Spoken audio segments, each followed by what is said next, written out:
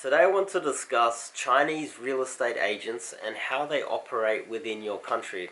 This is not an Australia specific video. Chinese real estate agents are buying up property all over the world. They're buying up property in America, Canada, Australia, UK. UK just sold a Hong Kong guy who was obviously connected to the Chinese Communist Party, just bought a mansion for over $250 million, I believe, which is ridiculous, and it is part of a growing threat to the West, where the CCP is using its population to colonize our countries and damage us from within. Australia has the world's weakest anti-money laundering laws, according to Macro Business. It's not exactly 100% true. We are not even in the top 10 of countries for money laundering. Most of them are third world countries. And in a way, I like the idea of money laundering money out of China. And because China is such an awful place to live, their own people are trying to get money out of it and bring it to my awesome country. I like that. Bring all your money in, but what we need to do is figure out a way to make it benefit us and not negatively affect us. And unfortunately, we haven't solved that problem because too much Chinese money is buying up too much property, and property is now out of reach of Australian people, because this is Australia. This is not China yet. And also the price of rentals is going up, and it's starting to negatively affect the standard of living of everyday Australians, and that's something that I think we need to look at. Now let's move on to the financial review. Dirty money spotlight on real estate agents. The real estate sector has continually been identified as a weak spot in Australia's anti-money laundering regime, with financial intelligence agency Austrac estimating $1 billion in suspicious transactions from China in 2016. This article was written at the end of 2019, so it's not an old article. Australia is set to receive another black mark for its lax anti-money laundering laws, putting renewed pressure on the federal government to force real estate agents to report suspicious sales. If the only people that are aware that money laundering is happening is real estate agents, I guess we need to have a closer look at who is in control of these real estate agencies. Now, one thing I've noticed across Australia, and especially in Chinese enclaves, is that, like this one that you're looking at right now, this is Bell Real Estate. They've just closed down yet another one of their real estate agencies in a Chinese enclave. Therefore, the Australians that were hired there have now lost their jobs. Bell Real Estate has just lost market share in yet another Chinese suburb. And who benefits from that? Well, who benefits? Tracy Yap and all of these other Chinese real estate agencies are doing really well at the moment, and they're taking market share from real Australians. And although Tracy Yap and her supporters might say, oh, Tracy's a real Australian, well, if Tracy was a real Australian, she wouldn't be a racist mongrel that only hires Chinese people and blatantly puts it on her front window just to project that she doesn't care about anti-discrimination hiring laws that we have in Australia. She's just blatantly open racist. And you might think, oh, it's just an accident because maybe there's mainly Chinese people around there. Well, if Bell Real Estate closed down, there's a lot of real estate agents that are now unemployed, and I don't see Tracy Yap or any of these other Chinese real estate agencies hiring white Australians. Why? Because they're racist mongrels. We've allowed racist mongrels into this country. And why are real estate agencies like Tracy Yap thriving? Well, the money laundering is being done by people who are connected to the Chinese Communist Party. They're coming down And what do? They knock on the door of a business like Tracy Yap, and they say, look, we've got millions, if not billions of dollars, and we would like to buy some cheap property. If you can do us a deal, we will continuously give you customers, or there's probably businesses over in China that are connected to Tracy Yap, and we just are not aware of it. This is kind of one of the biggest problems here, is that Australian real estate agencies are losing market share through the racist trade practices of immigrants coming to Australia who swear an oath that they are going to abide by our laws and understand that our national anthem is Advance Australia Fair, but as soon as they get here, they get that certificate of citizenship, they become racist, filthy animals. And that's really what's happening, and that's why real estate agents like Tracy Yap are thriving in Australia.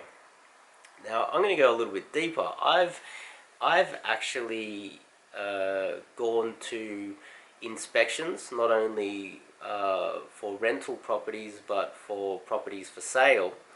And I've just gone there just to witness how it all plays out. And what happens every single time is, when the real estate agent is a Chinese person, the people, the Chinese customers that come in there and they inspect the property, they will pull the Chinese real estate agent aside and they will have a conversation in Mandarin. And they will bargain with them under the premise that, hey, look, you're Chinese, I'm Chinese, look, we're trying to colonize this country, look, can you do us a deal? Can you just make sure you don't give it to these filthy white Australians? And that's usually how it plays out. I've even witnessed the real estate agent arrive, and as soon as they arrive for the inspection, there's two Chinese people, they go straight over to them, they talk to them in Mandarin for literally 30 seconds. And then the real estate agent will turn to all of the backpackers, the Indians, the Australians, and tell everybody else, say, oh, sorry, there's been a mistake, this property has already been taken, this is an accident, I just came here to tell you that.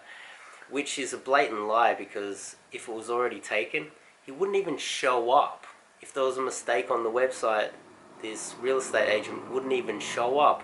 What really happened was the Chinese people came over and he just said, oh, Chinese people, I'm going to give it to the Chinese people and give them a good deal, and I'm going to racially discriminate against everybody else that has turned up to the inspection. And this is very commonplace, and it's not just happening in Australia, it's happening in every country that Chinese real estate agencies are popping up. And I think we need to regulate them and fine them, and maybe even give them some jail time, so that they learn that these racist, disgusting practices that they have been taught in China do not, they're not okay in Australia.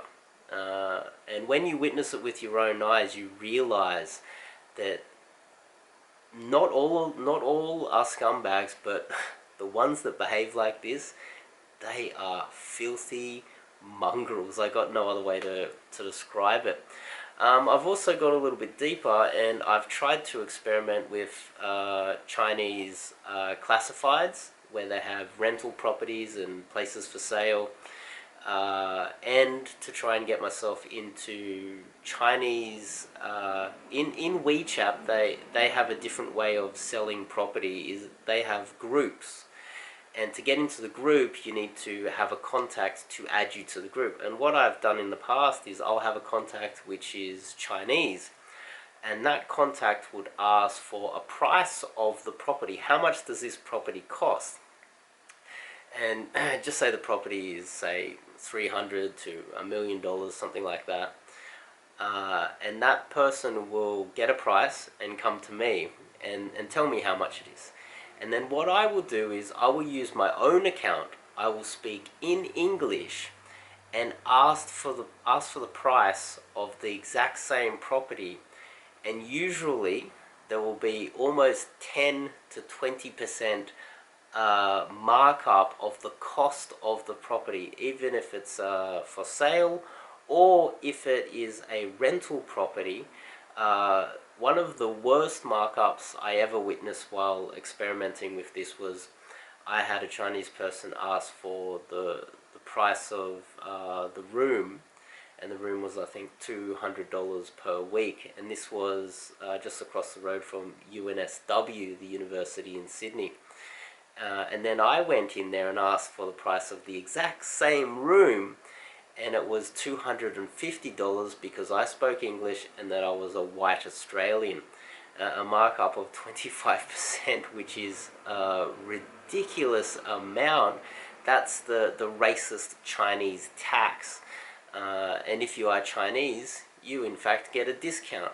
And this is not something that it's not a black swan event, it's not an uncommon thing. This is commonplace, common Chinese practice.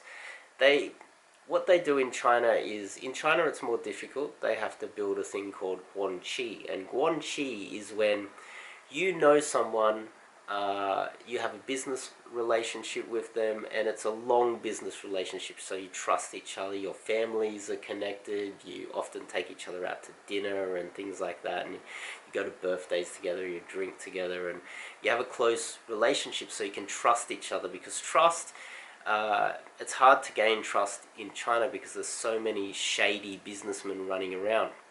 And when you have guanxi, you often treat those people with respect, and capitalism in the West is pretty much, I will have my usual supplier, but if I can get a better deal somewhere else, it doesn't matter where that better deal is, it doesn't matter how long I've had a relationship with this supplier, I will go somewhere else for a better deal. But in China, you are willing to pay more for the same supplier as long as you've built up enough guanxi, because it's part of guanxi and it's part of their culture to build relationships, even if it costs more. So capitalism doesn't necessarily work the same way in China. But in Australia, Canada, the UK, America, just being Chinese alone, that's the guanxi. All you have to do is be able to speak Mandarin and be from China, and they trust you instantly. This is how, they don't necessarily need to build up a lot of guanxi. It's just, you're Chinese, I'm Chinese, we're working together in this Western country to look after our own best interests through, because we're just racist, and that's really what this comes down to. And I feel that this type of behaviour goes against everything that we stand for in Australia. We let you in, and we have laws to rule against us being racist to you, and you come here and you complain that you're not getting jobs or rental properties or anything like that, and you've effectively colonized the West. And as soon as you become the majority in certain suburbs, you become more racist than we ever were when you first arrived. And that's a huge threat to us. It's making it difficult for the next generation of Australians to buy property. Most 18-year-old Australians right now in 2020 have pretty much given up on the idea of owning property. It is almost impossible. It's out of reach for them. And they just see a lifetime of renting, and that's not fair. And I think that our government should do something about the racist Tracy Yaps that are behaving this way. And I feel that this is something that we really should do something about.